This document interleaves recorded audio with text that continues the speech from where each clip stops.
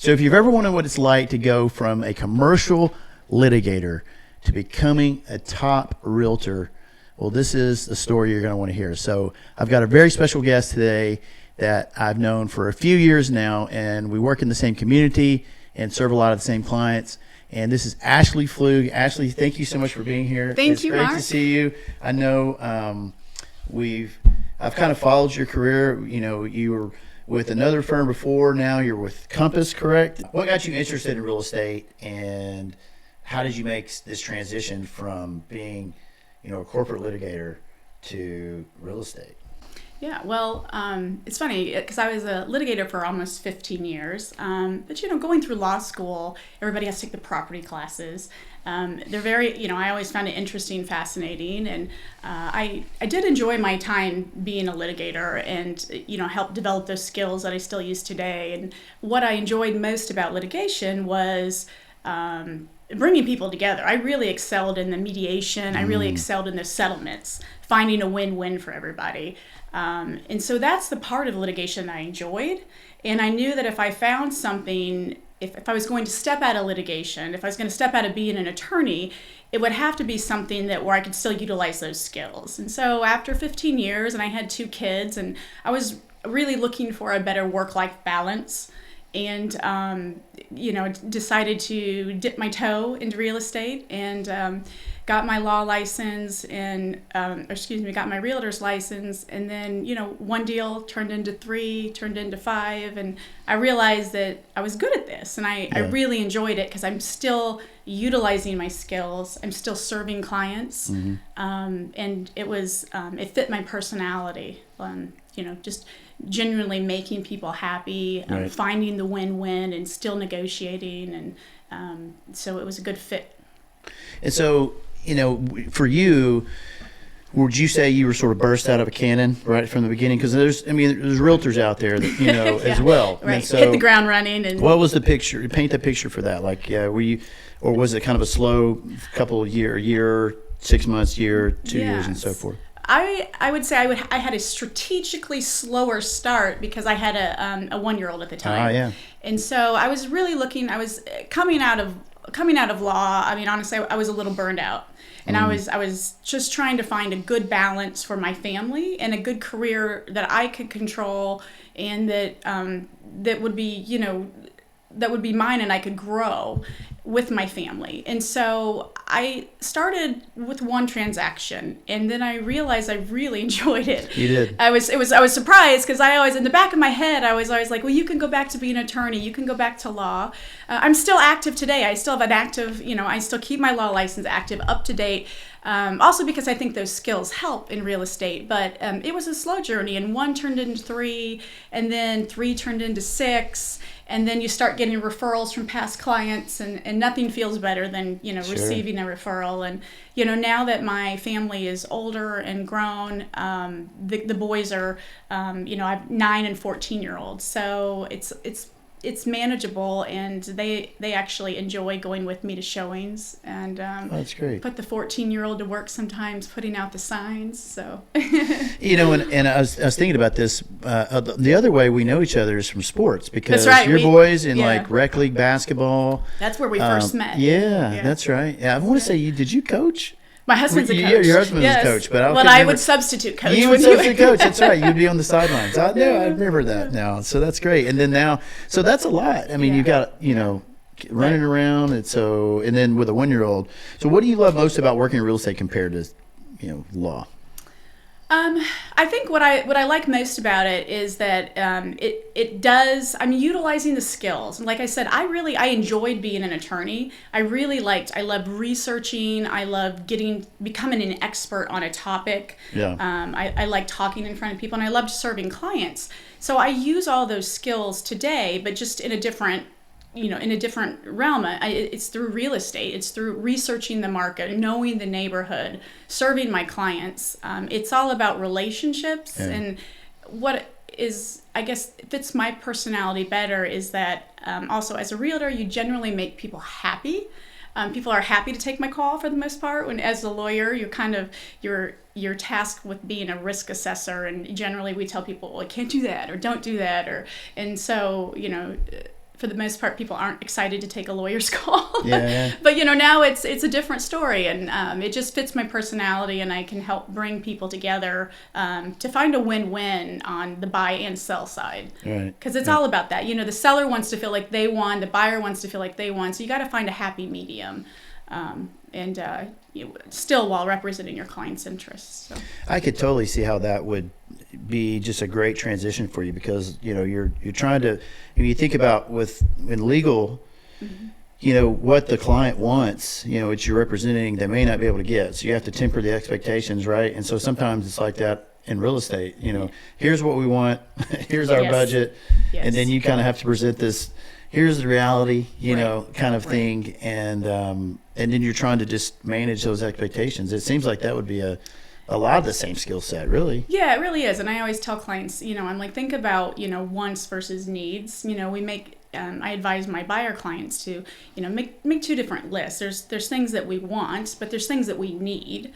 And let's focus on the needs. And then we're going to incorporate as many wants as we can. And we're going to find that home. And I think because this is my second career. And I tell them that too. I'm like, I'm doing this because I want to, not because I have to. I'm doing this because I really do enjoy this. I enjoy finding the perfect fit, and I'm never going to push a home on a client. That's the last thing that I want. I always want them to find the home that works for their family in this particular moment. So yeah, I mean, do you have a certain general type of client that you serve in your practice, and what draws you to those, or what draws them to you, do you think? I mean, I do both buy and the sell side. I serve all types of clients, but I tend to do a lot of out-of-state clients that are moving to Tennessee, relocating, and I don't know why that is. I mean, they find me, and I think probably some of it, maybe it's my bio, or maybe it's connecting with me when we talk. Because I went through that process just 10 years ago. I mean, we've moved here 10 years ago from California, and that transition and the way that we moved, I think resonates a lot with a lot of people thinking about making a move. We didn't know anybody here. We picked up and moved, and I have clients that say, am I crazy to do this? And I was like, no, let me tell you my story. Right. I think that's so impactful. Yeah, we moved here, and I changed careers, and everybody has a purpose, and everybody has a why, and when you figure out that why for your clients, and I kind of explained to them what my why was. We really wanted a quality of life, a better lifestyle, and we moved here to Tennessee. My husband grew up in the South, and so he knew that he loved the South, wanted to get back, and I grew up on a farm in Illinois, and so to me it seemed like a good fit, and one day we just decided to make the jump, and here we are 10 years later, incredibly happy. How did you know that because Franklin's special, we all know that we live here. Did you kind of know, had you visited before? Yeah. Would you only visit when you first were starting to look for a home, or had you? Because where's your husband grew up? Was it Franklin? No, he grew up in Kentucky. Well, right. Kentucky and St. Louis area. We had visited a few times, and at the time my sister had lived in Paducah. So every time we were in Kentucky, we would drive down and explore the Nashville area. And we had talked about this move for a year and a half. So that's another thing I tell my clients. I'm like, look, it took me over 18 months to commit. So a lot of the clients that I have from out of state, I will talk to them, and we work together for 2 years, for 2 to 3 years longer. And that's the one thing I tell them, I'm never going to push you. I'm always here to answer questions. I know it takes time to get your head around the move. But one thing that my husband told me when we were making our move, and I tell this to my clients today, is that, look, it's never permanent. You can move here and you can try it, and wherever you came from, you can always go back. Nothing is permanent. And generally, when people move here, they end up loving it. I mean, it's such a great place to raise a family, and the quality of life is amazing. And so 10 years. I mean, obviously prices have gone up, but what would you say that you're seeing in terms of trends from when you arrived just as we kind of move through those years and just to today, like in the market, like particularly Middle Tennessee, Nashville, Franklin? Yeah, well, obviously a population boom, right? We've seen tremendous growth, and I'm not a local, but having been here 10 years, I mean, we've witnessed ourselves tremendous growth, and the Franklin area is growing, but I think they're doing it, smart. I mean, we're seeing strategic growth, which is great, and you have what attracted us in the beginning, and what attracts a lot of people is that historic downtown Franklin, the small town feel. And to me, that really appealed to me because I grew up in a farming community, a very small town, and I loved that, and I still love that about Franklin, is that I have this close small town feel. But then you have all these modern luxury, you have these developments, that are coming to Williamson County, and they're underway now. And so you have this nice mix. And I think that's what attracts a lot of people here, and what is continuing to attract good growth to this area. It's just a beautiful county to live in. Sure. Do you think that these buyers that are coming along now, do you think that they're looking for something different than they were maybe even just a few years ago? Like now everything is discussed as pre-COVID and post-COVID. So, certainly we moved here before those years happened. And what I'm seeing now, the trend post-COVID, is a lot of people looking, and even during that situation, 2021, 2022, when the market was crazy, people moving here from the coast or from cities, looking for a little bit of peace and tranquility. And so I find that I get a lot of buyers looking for more privacy, or maybe a house with some land. So that's one of the differences trending today is more people coming from the coast, but looking for a little space. Right. Just get some breathing room, right? Right. I mean, if they're from the larger cities, it's just, especially out here, it just seems to be so spacious. Everybody's, able to spread their wings a little bit. So, what's one thing high-end buyers are looking for in today's market? That maybe other buyers aren't looking for, from the luxury market. Because I know you work in both. I work in both, yeah. Even first-time buyers, but what do you see the difference between what they're looking for, obviously other than price point?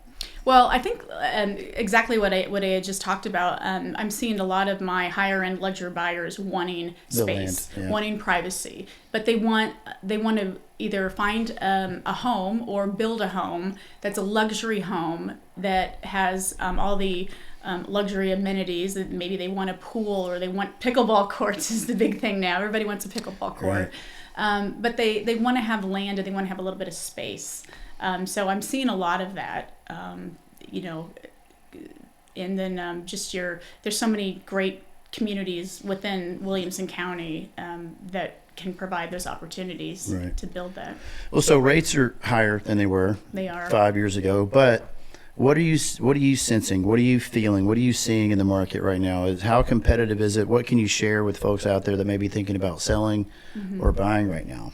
Well, I think certainly towards the end of last year, when I think we did see a little lull in the market. People were a little hesitant. It is picking up. I think people have got their heads around the fact that we're not going to see you tell me you're the expert. I know we're not going to see 2% or 3% rates. I do not think so. No. But we're seeing 5s and 6s, and I think people are. They're ready to jump back in the market. There's never a perfect time to buy a home, so you just have to consider the both sides. Consider renting and consider home buying. In Williamson County and in Nashville as a whole, because we are growing so quickly, you have the opportunity there. Just get in the market. I tell people that all the time, and I know you and I talked about. We do that assessment where we show them what your rental, what you're in rent, and then you have to think of the equity that you're going to build, because we haven't seen our home prices decline here. We're a little insulated in Nashville. It's been pleasant in that regard. What about like a memorable transaction that you've had? What's something? Do you know of one? Can you think of one? Oh gosh, there's Was so it your many. first one, or was it? You know. Well, they're all so memorable in different ways, and I learned so much from each one. But the first one was memorable, but I had this family. It's funny, they call me the unicorn realtor, and I've helped them. Sounds like a compliment. It is a compliment, Yeah. and so they're probably that's one of my favorite transactions. Anytime I get a challenge, right? So this particular family, and I've represented numerous members of their family now. Reached out to me and they're like, we need something. This is going to be complete. This is going to be so difficult to find. And they're looking for very specific homes next door to each other, or across the street from each other, to fit the needs of their in-laws and, daughters. And so that was difficult, working within that budget, working within the towns that they had wanted me to search in, and we couldn't find anything. And this was also during the crazy period where everything was flying off the shelves. You couldn't find anything, and you had to waive you had to waive everything, waive every contingency. But we do what we do, right? I was out there, I was networking, making calls, and found off-market properties, and we were able. So I called them one day, and I was like, "I found your unicorn. We have it. We found it." And they're there today. They love it. And then recently I helped this client move again. So it's How long was the process to find it and to get it? I mean, how long was it? About 6 months from the time they called me. And so, because it takes a lot of, in that instance, when it's not something that's readily on the market, we have to do what we do best, which is research, which is network, which is find properties that people are going to sell either off market or they're thinking about selling, and just picking up the phone and calling. Like, I have somebody that's interested in your house. Would you ever consider moving? And, there's usually a number where people will move for. Well, it makes me think of this, and I don't know if I've ever asked anyone this, but like, do you ever set expectations or with a time frame? Do you? No. No. So like, 6 months. I mean, I think for what they were looking for, honestly, is a reasonable amount of time. But if you've told them that at the beginning, would it have just shocked them maybe? Well, I don't think so, because I don't think they thought it could be done. They're like, you're never going to find this. Okay. But if my family is going to move here, because they were relocating from out of state, they're like, and this particular, he wanted to get his sister and his mother here. If they're going to move here, this is what we've got to find. Yeah. And so, but I think he, didn't think it would be possible given the budget. And but I don't give up. So, I have story after story with my clients where I just said, just stick with me. We're going to find this. And, it took me 2 years to get here. So I tell people, like, I don't expect you to buy within 30 days. I don't expect you to buy within 3 months. It might take you a couple of years, and I'm completely fine with that. I mean, what I hear you saying is people, they hire you, it's almost like when they hire an attorney, and, you really only get paid like those, some of those attorneys that only get paid when, when they get paid, if they win. It's really, you only get paid if you win. That's right. It's really, you're being hired. And so I think from that regard, it's a lot like an attorney, right? Yeah, it really is. It is. You're using the same skill set, and negotiating for the clients and looking out for their best interest. And, it's on me. I know that I can get the job done. Just give me the time to do it, and we're going to find you the perfect home.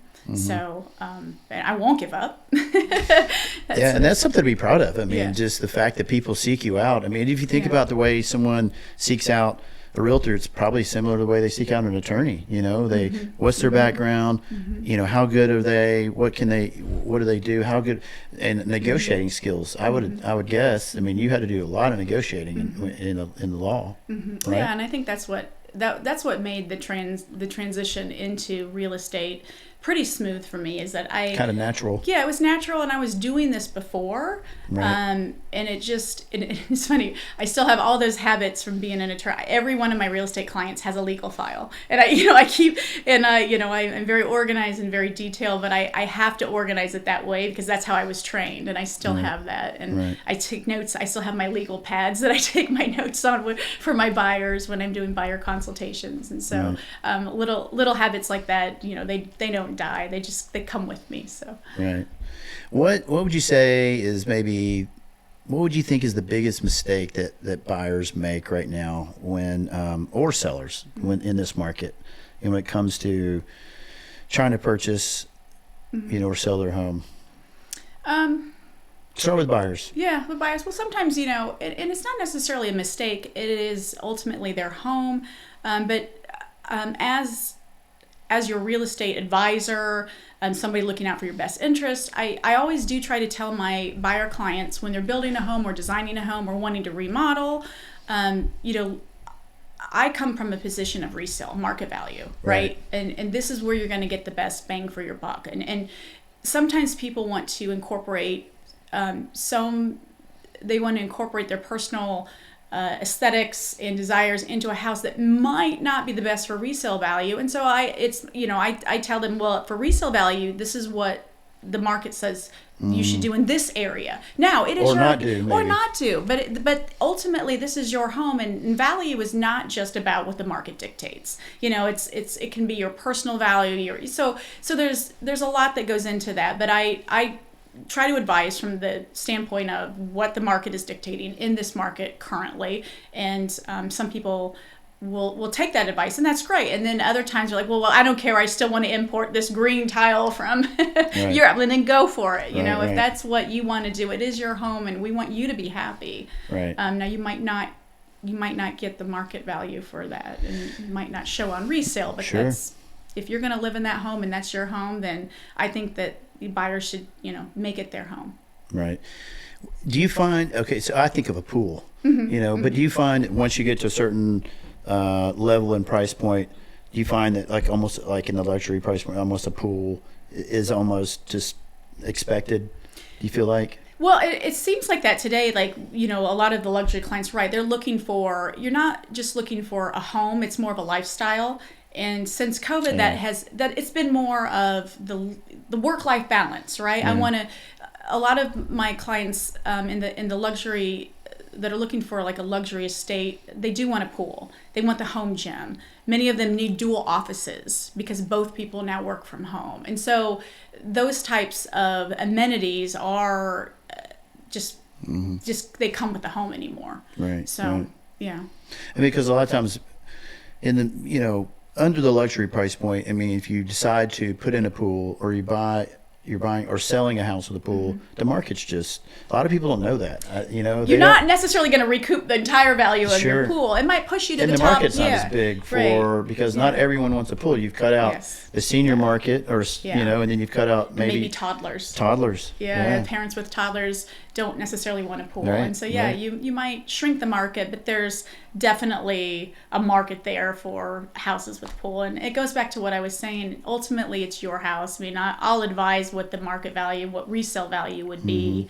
But if it fits for your family right now and you want that pool or you want that amenity, you want to flatten your yard and put in a pickleball court because that's what you do, then you should do that, Right. Well, how do you see this market evolving over the next few years, Williamson County? Well, we're busy. I've had generally the first quarter is slower, January, February. I've started out this year tremendously. It's been so busy, and I think it's because people that were on the fence, that were waiting. Maybe they feel a little bit better about the interest rates, but they are out there, and it's been an active market. And the growth within Williamson County is, there's companies moving here and jobs, and we're just seeing tremendous growth. So I think it's going to be a great year. Yeah, we've seen, as the filming of this, we're having the best rates we've seen in several months.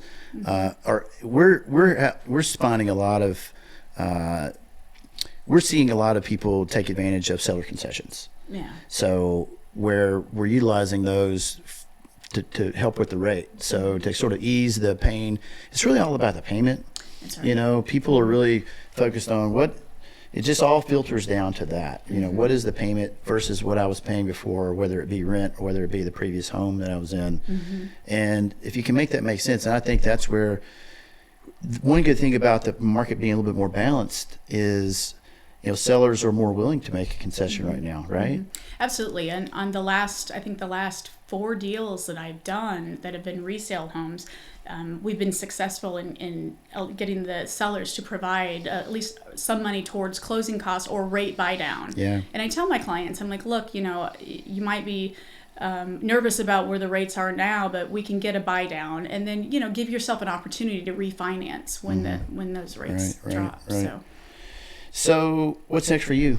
What good goals do you have? Just continuing to help people, buyers and sellers, and relocate here, and I love what I'm doing. It's wonderful, and so love this market, and I'm looking forward to continuing helping families relocate. Yeah. What do you like about your new brokerage, Compass? The technology is amazing, and the incorporation of now everybody's incorporating AI into everything, but it's just the ease of working from my computer or from anywhere, and with buyers and sellers globally. Compass has been a great network for that, and so I'm excited to see what they have to bring, and it's a great network of realtors.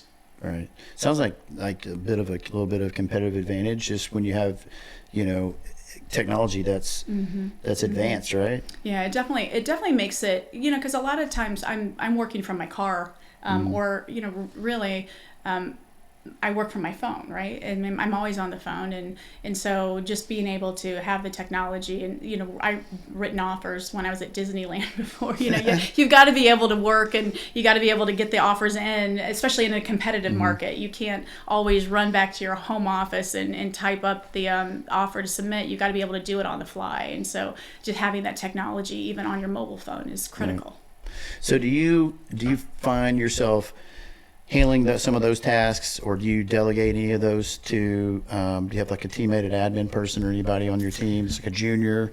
I don't. A junior Ashlea. Yeah. Well, I know I don't, and that actually, when that might be something that I add on to this year is to just bring on somebody.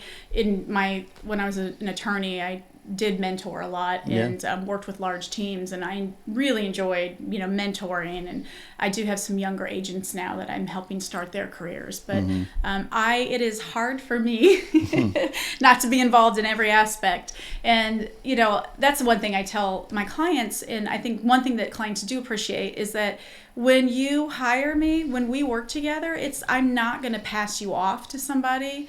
I know every detail of your transaction, and I'm there every step of the way. Now, there may be somebody who helps me with showings, and there may be, because sometimes you can't, I can't do 20 houses in a day for 4 different clients, right. But I'm going to write your contracts, because I'm bringing, what I pitch to you is my legal background. I have the skills, and so if I'm not involved, if I'm not writing your client's your contract, then that's not what you signed up for. So I'm involved. What about contract to close? Do you find those types of services helpful? I do, absolutely. Compass has a great contract to close agency. So it's already built in. Okay. It's built in, and we can use them when we're busy. Nice. You can use them as you wish, and sometimes I do, and sometimes if it's a client, it all depends too. Like I do have, depending on, you have to get to know your clients, right? And some clients really want you to hold their hand every step of the way, and I'm completely fine doing that. And so it really is, I guess, just transaction by transaction where I make the